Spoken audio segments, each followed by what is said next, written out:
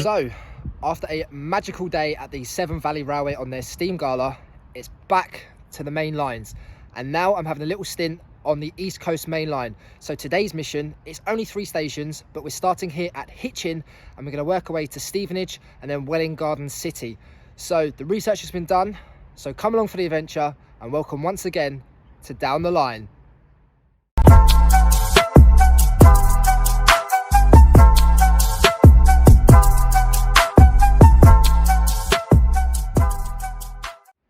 So a little bit about Hitchin, and the station opened in 1850 by the Great Northern Railway, and in current times it is managed by Great Northern. However, when you look at the services, it's only served by Thameslink. Service wise as well, where you can go from here, you can go obviously to King's Cross, you can go to Peterborough, Cambridge, and also down to Brighton. So there's plenty on the network that you can visit from here. There's a 2-platform design here. However, there are 4 individual lines. And from only being here for around 15 minutes, the 2 middle ones, I've seen the LNER Azumas come bombing it down. And to be fair, I always like seeing the Azumas. It's an extremely smart livery. Although weirdly, I haven't actually travelled on them. So that is definitely going to be on my to-do list. But already as well, I've just met up with a fellow train spotter who was just here as well, doing what I'm doing. And you know, he's from the local area, so it's nice to get a little bit of local knowledge from him. He was telling me a little bit about some of the history here, so as well, it's always nice to get that little bit of local touch. The local knowledge is best, as they say. But no, so far so good, and I'm really enjoying this journey. I just wonder what Stevenage and Welwyn Garden City have in store for me, but this is what I would typically expect from this type of station on the East Coast Main Line. So Hitchin, you're doing good so far. My last visit to a station on the East Coast Main Line was over 6 months ago now, and that station was Peterborough. And albeit this station only has 2 platforms, I was very impressed by the 4-track layout, which reminded me of my visit to Oxford, and gives you a great variety of fast and stopping services, not to mention plenty of footage for your camera. A bit more about Hitchin. Currently we stand 31 miles from London's King's Cross, and until the current Stevenage station opened, this station had some of the intercity services stopping here.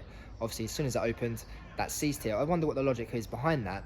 But on the 21st of October 1850, this station became a junction station after the first section of the Royston and Hitchin Railway opened. So like I've said before, there is a lot of history at many of these stations. You just got to research, scratch beneath the surface, and you never know what you might find out. But so far, you know, you can just tell looking around that there was a couple of other siding lines around here as well, a couple of outbuildings, but nonetheless, it's been a great first experience at Hitchin, and I just can't wait to see a bit more. Back in 2007, Hitchin was awarded secure station status after much needed improvements were made, such as new lighting, extra CCTV cameras, and the installation of automatic ticket gates, bringing it right up to a modern standard.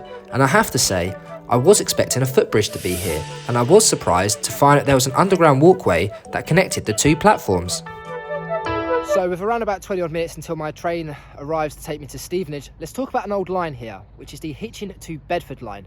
Now, when Midland Railway, completed their line from Bedford to London, it reduced the Bedford and Hitchin line to just a branch line, until, you know, it went decline until 1964, when it finally closed down completely. However, there is a certain tunnel that I've explored on that line called the Old Warden Tunnel.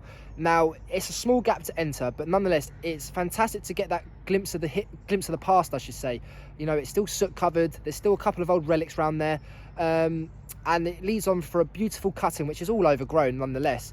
But in terms of a modern day project, in June 2013, the Hitchin flyover was completed at around about a cost, I think, between 43 and 47 million, to allow the down trains to Cambridge to just ease up on the services, really. And it's nice to see, you know, around here you've got mentions of the past, mentions of the future, which I feel like you need with stations, and it's all, like I said, it's all for the greater good. So it's nice to see, and go and check it out online, please do.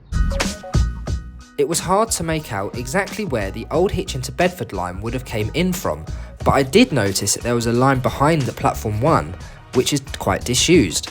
And as I mentioned, if you go explore that disused line, then there are still a few remnants in situ for you to explore. Right then, let's that's my time at Hitchin all done. So I will be returning here in a few hours time after the next couple of stations. But nonetheless, for my first time here, an extremely good impression. Learned a lot, and we've seen quite an array of services. If you've seen, we've got LNER, Great Grand Central, Hull Trains, Thameslink.